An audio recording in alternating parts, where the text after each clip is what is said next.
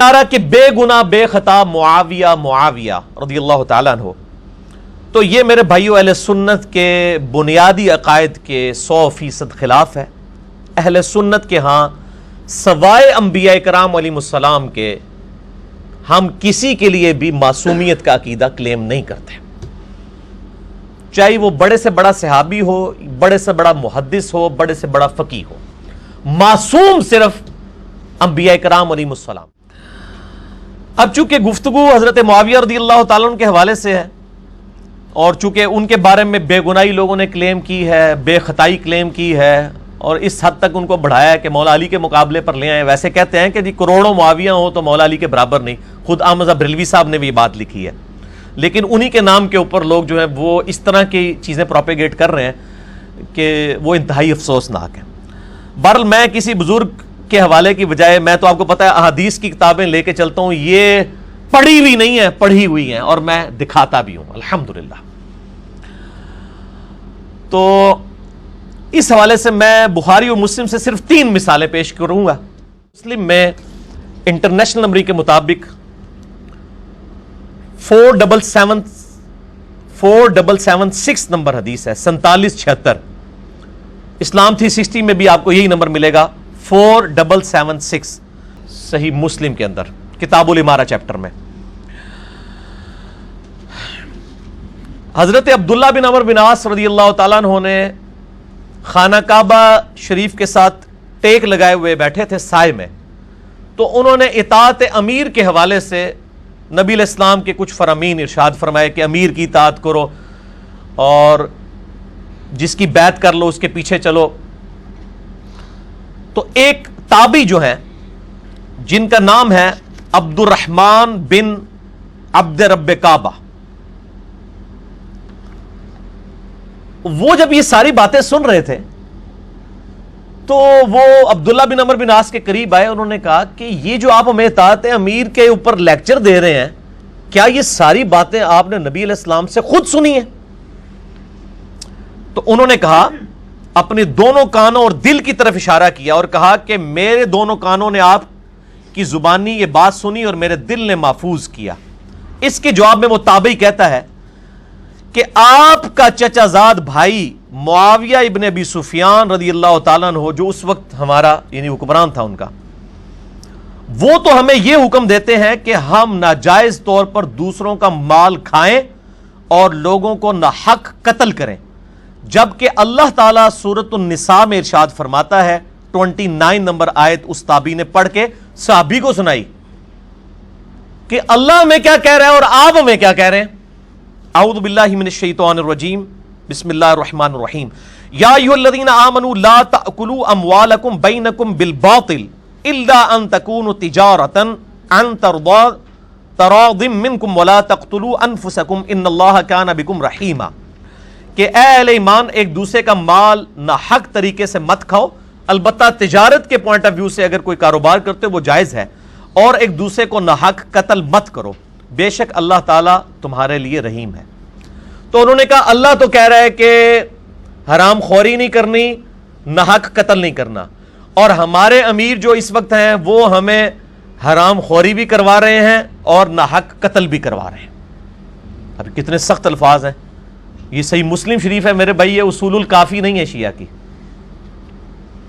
اب یہ بات سن کے عبداللہ بن عمر بن عاص، چونکہ منصف مزاج آدمی تھے، آج کا کوئی بندہ ہوتا تو شاید وہ کلاشنکوف نکال لیتا، تو صحابہ کا گستاخ، لیکن وہ نبی کی تربیت یافتہ تھے، انہوں نے اپنا سر جھکا لیا۔ تھوڑی دیر بعد انہوں نے سر اٹھایا، اور سر اٹھا کے انہوں نے کہا اطیعہ فی طاعت اللہ وعصہ فی معصیت اللہ عز وجل، معاویہ کی اطاعت کرو اللہ کی اطاعت کے کاموں کے اندر، اور جس جگہ وہ اللہ کی نافرمانی کے کام تمہیں بتائے تم اس کی نافرمانی شروع کرو۔ بالکل سمپل بات ہے، جو بخاری مسلم میں حدیث ہے مولا علی علیہ السلام سے کہ نبی صلی اللہ علیہ وآلہ وسلم نے فرمایا کہ مخلوق کی اطاعت جو ہے وہ خالق کی اطاعت کے اندر ہے، خالق کی معصیت کے اندر مخلوق کی کوئی اطاعت نہیں ہے۔ یہ پہلی مثال تھی۔ دوسری مثال صحیح بخاری میں ہے، انٹرنیشنل نمبر کے مطابق 4108، بن عمر بن عاص کی رائے اب سنیں عبداللہ بن عمر رضی اللہ تعالیٰ عنہ کی رائے۔ تحکیم کے واقعے کے بعد جب حضرت معاویہ رضی اللہ تعالیٰ عنہ مدینہ شریف آئے، اس زمانے میں یعنی ایک رائے یہ بھی سامنے آئی تھی کہ حضرت علی اور حضرت معاویہ دونوں پوسٹ چھوڑ دیں اور عبداللہ بن عمر کو خلیفہ چن لیا جائے۔ یہی ابن حجر اسقلانی نے بھی لکھا ہے۔ تو اب حضرت معاویہ رضی اللہ تعالیٰ عنہ کو یہ بات ایکسیپٹیبل نہیں تھی۔ وہ مدینہ شریف آئے، عبداللہ بن عمر وہاں پہ موجود تھے، ان کی بہن سیدہ حفصہ نے حضرت عمر کی جو بیٹی تھیں انہوں نے کہا کہ بھائی حضرت معاویہ آئے ہوئے ہیں تو تم بھی جا کے ان کے خطبے میں بیٹھو، تمہاری غیر موجودگی کو کہیں سازش شمار نہ کر لیا جائے۔ یہاں پہ بھی ہوتا ہے نا، کوئی خاص بندہ غائب ہو، کہتے ہیں یار کہیں اور کوئی پلان نہ کر رہا ہو، جبکہ عبداللہ بن عمر کا نام بھی آ چکا ہوا تھا خلیفہ کے لیے۔ تو عبداللہ بن عمر جو ہیں وہ گئے مجبوراً، اپنی بہن کے اور ماں بھی لگتی تھیں کیونکہ وہ امہات المومنین میں سے ہیں، تو وہ گئے تو حضرت معاویہ وہاں پہ خطبہ دے رہے تھے۔ تو انہوں نے خطبے کے دوران کہا کہ جو شخص اس امر خلافت میں کوئی کلام کرنا چاہتا ہے وہ اپنا سر اٹھائے، میں اس سے اور اس کے باپ سے زیادہ خلافت کا حقدار ہوں۔ عبداللہ بن عمر کا باپ کون ہے؟ حضرت عمر، جنہوں نے رومن اور پرشین امپائر گرائی ہوئی ہے، جن کی وجہ سے حضرت معاویہ رضی اللہ تعالیٰ عنہ آج شام میں بیٹھے ہوئے ہیں، اور وہ جذبات میں یہ کہہ رہے ہیں کہ میں عبداللہ بن عمر اور اس کے باپ سے زیادہ خلافت کا حقدار ہوں۔ اب عبداللہ بن عمر خاموش رہے تو بعد میں حبیب بن مسلمہ تابعی جو ہیں انہوں نے کہا کہ عبداللہ بن عمر، آپ نے اسی وقت معاویہ کو جواب کیوں نہیں دیا اس بھری مجلس میں؟ اس سے یہ بات پتہ چلی کہ سب کو پتہ چل رہا تھا کہ کنایا عبداللہ بن عمر کی طرف ہو رہا ہے۔ تو عبداللہ بن عمر نے کیا فرمایا؟ انہوں نے کہا میں نے ارادہ کیا کہ اپنا گوٹ کھولوں، جیسے احتبا کر کے دونوں گھٹنوں کو ایسے لے کے بیٹھے ہوئے تھے، کہتے میں نے ارادہ تو کیا کہ میں یہ کھولوں اور میں اسی وقت معاویہ کو جواب دوں کہ تجھ سے زیادہ خلافت کا حقدار وہ ہے جو شخص اسلام میں تجھ سے اور تیرے باپ سے جنگ کر چکا ہے، یعنی تم دونوں باپ بیٹا کافر تھے اور اسلام کی طرف سے ہم لوگ جنگ کرتے رہے، حضرت عمر اور حضرت عبداللہ بن عمر، یا یہ حضرت علی کی طرف اشارہ ہے ان کا کہ حضرت علی تم سے لڑتے رہے جبکہ تم کافر تھے باپ بیٹا اور ہم لوگ مسلمان تھے۔ اور غزوہ خندق کے چیپٹر میں یہ حدیث لانے کا مقصد یہی ہے کہ عبداللہ بن عمر غزوہ خندق سے پہلے کے مسلمان ہیں۔ امام بخاری نے یہ مسئلہ نکالنا چاہا لیکن ساتھ کتنے اور مسائل بھی نکل گئے۔ کہتے ہیں میں نے ارادہ کیا کہ میں کہوں کہ جس شخص نے تجھ سے اور تیرے باپ سے جبکہ تم لوگ کافر تھے اسلام کی حالت میں جنگ کی ہے وہ خلافت کے حق زیادہ دار ہیں کہ تم ہو زیادہ۔ پھر مجھے خوف ہوا کہ کوئی ایسی بات نہ کہہ دوں جو لوگوں میں تفریق اور خون ریزی کا سبب بن جائے اور میری بات کا وہ مطلب لے لیا جائے جو میری مراد نہ ہو۔ پھر وہ کہتے ہیں کہ میں نے جنت کی نعمتوں کو یاد کرنا شروع کر دیا کہ دنیا میں کوئی پوسٹ نہ بھی ملے تو کیا ہوا، آخرت تو میرے لیے۔ اسی پہ میں بولا کرتا ہوں کہ ابن عمر اور ابن علی میں بڑا فرق ہے۔ عبداللہ بن عمر کی پیسو نیچر تھی، بیک فٹ پہ چلے گئے۔ ابن حسین جو ابن علی تھے، حسین ابن علی، وہ ایکٹیو نیچر کے تھے، ٹھیک ہے، وہ فرنٹ سے لیڈ کرنے والے تھے، اس لیے وہ بیک فٹ پہ نہیں گئے، یہ بیک فٹ پہ چلے گئے، لیکن دل پہ برا بھی انہوں نے مانا اور اپنی اظہار بھی کر دیا۔ اب حبیب بن مسلمہ کہتے ہیں کہ عبداللہ بن عمر نے خاموشی اختیار کر کے اپنی عزت بھی بچا لی اور اپنی جان بھی بچا لی۔ انہوں نے بھی آگے سے یہ بات کی ہے، یعنی ان کو پتا تھا کہ جو شخص بولے تو علمی اختلاف سننا یہ بہت حوصلے کا کام ہے، ہر بندے کے اندر یہ حوصلہ نہیں ہے۔ دو مثالیں ہوئی، تیسری مثال بھی صحیح بخاری سے ہے، کتاب التفسیر چیپٹر میں انٹرنیشنل نمبر کے مطابق ہے 4827، سورۃ الاحقاف کی آیت نمبر 17 کی تفسیر میں امام بخاری لے کے ہیں 4827۔ اس حدیث میں آتا ہے کہ مروان بن حکم کو حضرت معاویہ رضی اللہ تعالیٰ عنہ نے جب حجاز کا مکہ مدینے کا گورنر بنا کے بھیجا تو اس کی ڈیوٹی لگائی کہ وہ حضرت معاویہ کے بیٹے یزید کے لیے لوگوں کی بیعت لیں ان کی اپنی زندگی میں۔ یہاں پبلک کو جھوٹ بتایا گیا کہ نہیں وہ تو خود بخود ہی بن گیا تھا۔ تو مروان جو مکہ مدینے کا گورنر تھا اس نے خطبہ دیا اور خطبے کے دوران اس نے یزید بن معاویہ کا ذکر کرنا شروع کیا تاکہ اس کے باپ کے بعد اس کی بیعت کی جائے۔ اب سامنے صحابہ بیٹھے ہوئے تھے. یہاں پہ بھی آپ کو پتا ہے نا, حکمرانوں کے جو یعنی آگے لوگ ہوتے ہیں وہ کہتے ہیں جی وہ ہمارے لیڈر نے سوچا ہے کہ امت کے وسیع تر مفاد میں یہ کام کر دیا جائے.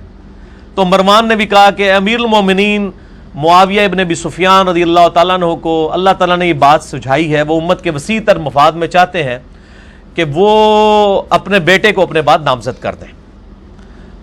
اور ساتھ ایک جملہ بولا جو بخاری میں نہیں ہے لیکن باقی حدیث کی کتابوں میں ہے. وہ جملہ یہ بولا جیسا کہ ابو بکر نے بھی تو عمر کو بنایا تھا. اب عمر کوئی بیٹا تھا ابو بکر کا؟ ابو بکر کے تو بیٹے جوان تھے, محمد بن ابی بکر, عبد الرحمن بن ابی بکر. عمر کے بیٹے جوان تھے, انہوں نے اپنے بیٹوں کو نہیں بنایا.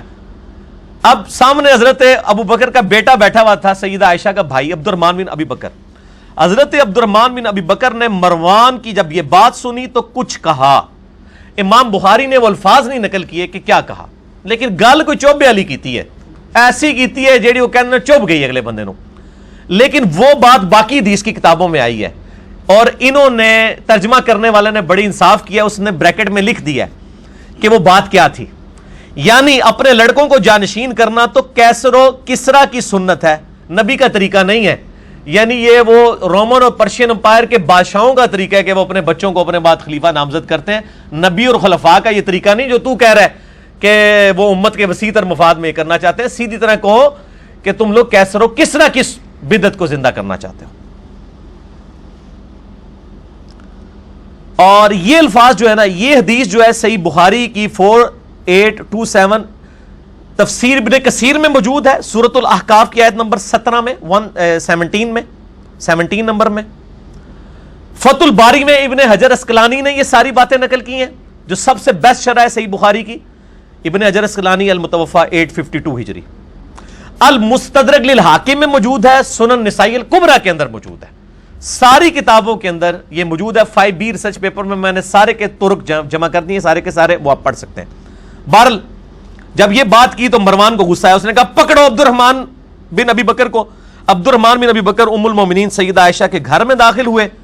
وہ حجرے میں, یعنی وہ مسجد نبوی میں یہ خطبہ دے رہا تھا نا, تو وہ ساتھ ہی حجرہ عائشہ تھا, اس میں داخل ہو گئے اپنے بہن کے حجرے میں اور اپنی جان بچا لی. تو مروان کو غصہ تھا, اس نے باہر سے کہا کہ اے ابو بکر کے بیٹے, تو وہی ہے نا جس کے بارے میں سورۃ الاحقاف کی آیت نمبر 17 نازل ہوئی ہے, نعوذ باللہ, کہ یہ شخص کہتا ہے اپنے ماں باپ کو کہ اف ہے تم پر کہ تم مجھے یہ کہتے ہو کہ مرنے کے بعد دوبارہ زندہ کیا جائے گا. یہ تو سب جھوٹی کہانیاں ہیں. سورۃ الاحقاف آیت نمبر 17 پڑھ کے حضرت ابو بکر کے بیٹے پہ لگا دی کہ تیرے بارے میں قرآن میں نازل ہوئی ہے کہ تو آخرت کا منکر ہے. نعوذ باللہ من ذالک. اب آپ کو پتہ چل گیا کہ صحابہ کے گستاخ کون ہیں, آل امیہ کے وفادار لوگ. اور ان کے لیے کوئی نہیں ہے کہ صحابی, چاہے وہ علی ہو سامنے, چاہے ابو بکر ہو, چاہے عمر ہو, ساروں کی آپ توہین اس میں سن چکے ہیں ابھی تک. ٹھیک ہے, اسی لیے میں اہل سنت کو بھی کہتا ہوں کہ خدا کے لیے حق چار یار تک ہی رہو, تو اپنی عزت بھی بچاؤ گے, اپنا عقیدہ بھی بچا لو گے. حضرت عائشہ کو غصہ آیا, انہوں نے اندر سے کہا اسکت, خاموش ہو جا. ابو بکر کے گھر والوں کے بارے میں کوئی آیت نازل نہیں ہوئی سوائے میری برات جو سورہ نور میں نازل ہوئی تھی, جو تہمت لگی تھی. اور جو باقی کتابوں میں المستدرک للحاکم میں, سنن نسائی الکبریٰ میں, فتح الباری میں, تفسیر ابن کثیر میں آگے الفاظ ہیں. اما عائشہ نے کہا کہ مروان, آل ابی بکر کے بارے میں تو کچھ نہیں نازل ہوا, لیکن تو اپنے باپ کی پشت میں تھا حکم کی, جب نبی علیہ السلام نے کہا تھا حکم پر لعنت, اس کی اولاد پہ لعنت, تو اسی لعنت کا حصہ ہے, تجھ پہ تو اللہ کے نبی نے لعنت فرمائی تھی.